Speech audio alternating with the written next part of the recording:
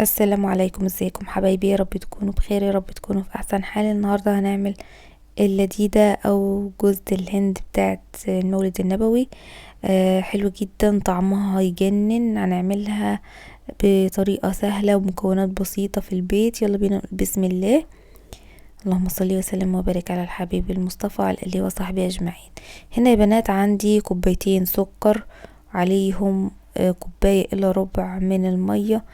بحطهم كده على بعض، مش بقلبهم ولا باجي ناحيتهم خالص، يعني برفعهم على نار متوسطة وبسيبهم لحد لما السكر يدوب. تمام، ما بقلبهمش خالص يا بنات في الاول. وتحطي كده المية بالراحة علشان مفيش اي سكر يطلع على جوانب الحلة بتاعتك. لو اول مرة يزورني في القناة يا بنات، ما ينساش يضغط لايك لو عجبكم الفيديو، وتابعوني لنهاية الفيديو. كمان اشتركوا في القناة لو عجبكم المحتوى، واضغطوا على زر الجرس عشان يوصلكم مني كل جديد. هنا كده السكر كان داب زي ما انتوا شايفين وبدأ ان هو يغلي.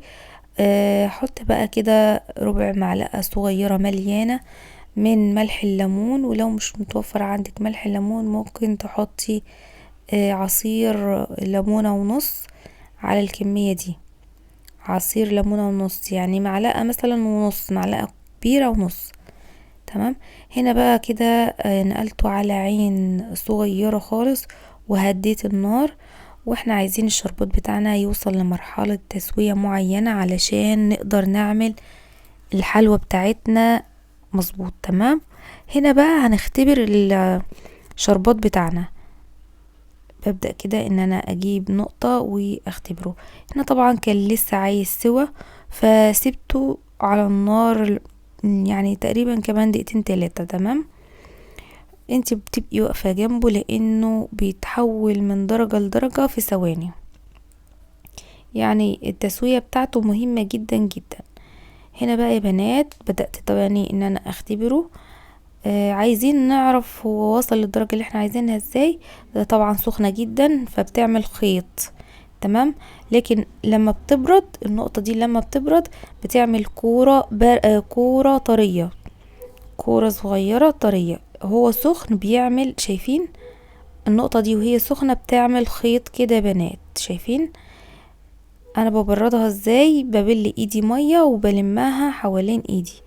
تمام. لما بلمها حوالين ايديا بحس ان هي كورة طرية. شايفين يا بنات؟ هي دي الدرجة اللي احنا عايزينها. شايفين؟ اهم حاجة بقى احنا عايزين الشربات بتاعنا ده يكون سخن، يعني لما نيجي نستخدمه يكون سخن كأننا لسه طافين عليه. تمام. هنا هنجيب صينية مربعة او مستطيلة ندهنها دهنة من الزيت ونركنها جنبنا. تمام. هجيب بقى جوزة الهند بتاعتي، ده ربع كيلو من جوزة الهند. هاخد نصه اعمل بيه اللي هو جوزة الهند اللي هي البيضة، والنص التاني هسيبه اعمل بيه المكرملة معاكم في نهاية الفيديو. هنا انا هديله تسخينة لحد لما يسخن معايا. انا مش عايزاه لونه يغير خالص ولا اي حاجة، انا عايزاه بس مجرد ان هو يسخن.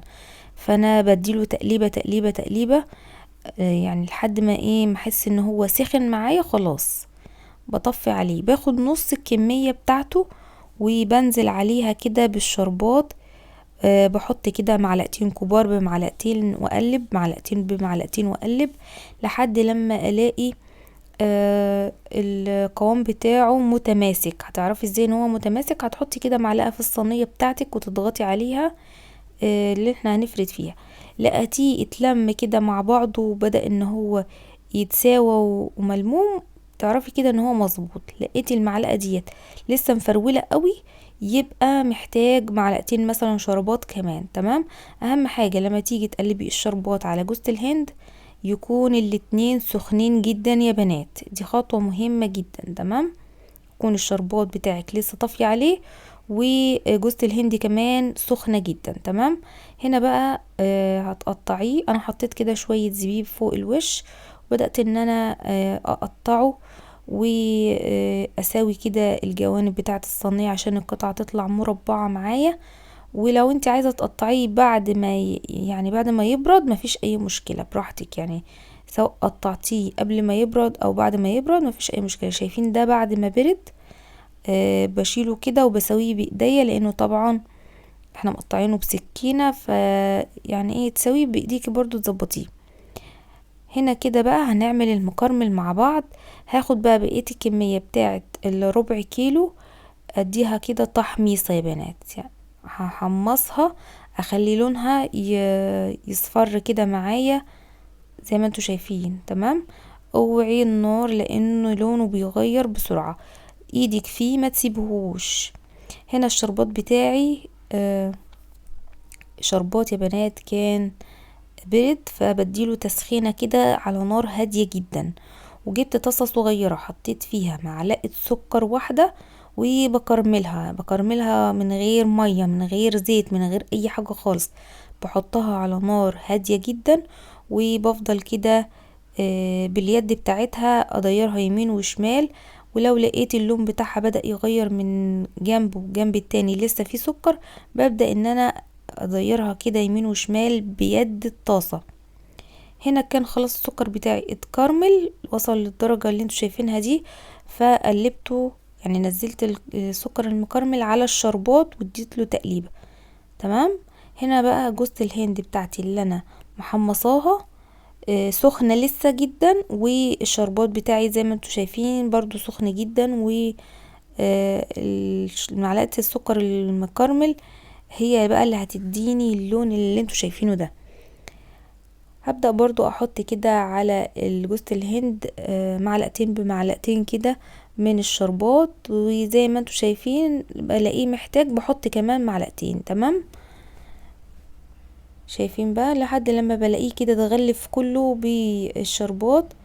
على فكرة هو كان سخن جدا، فتخلي بالك، وكمان لو عندك اولاد صغيرين ما تخليهمش واقفين حواليكي وانتي بتعملي الحاجات دي، ربنا يحفظهم يا رب ويبارك فيهم. هنا بقى يا بنات بسوي كده جوز الهند بتاعتي. على فكرة الجوزية طعمها كان خطير، وبالذات البيضة كمان، عايزة اقول لكم بقى اولادي اتجننوا على البيضة دي، طعمها كان تحفة. هنا بسويها وبقطعها، عايزة تقطعيها بعد ما تبرد مفيش مشكلة، بس انا بصراحة قطعتها وهي لسه سخنة، لان بعد ما بتبرد بتكون صعبة في التقطيع. بدهن كده السكينة معلقة او مسحة كده بسيطة من الزيت، وبقطعها مربعات صغيرة. بتسيبيها بقى على الرخامة عندك ساعة ولا 2 عقبال ما بتبرد، وبعد كده بتقطعيها وبتحطيها في علبة في التلاجة. شايفين طبعا كل الحاجات دي احنا عاملينها من غير مواد حافظة، من غير عسل كلوكوز، بحاجات بسيطة من البيت، فانت تحتفظي بيها في التلاجة في علبة كده من علب التلاجة.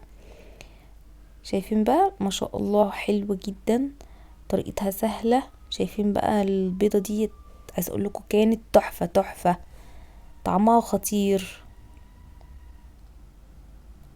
عايزة تحطي برضو على اللي هي المكرملة ديت زبيب او في قلبها كده وتقلبيها مع، يعني تقلبي الزبيب كده معاها مفيش مشكلة. شايفين بقى شكلها خطيرة خطيرة، وطعمها كان تحفة يا بنات. اتمنى لو وصلتوا معايا لحد هنا من الفيديو ما تنسوش الاشتراك في القناة، وكمان تفعلوا زر الجرس على الكل عشان يوصلكم مني كل الفيديوهات. خدوا لكم جولة كده في القناة فيها فيديوهات متنوعة، وان شاء الله تعجبكم وتشتركوا في القناة. لو الفيديو عجبكم ما تنسوش اللايك يا بنات. مع السلامة.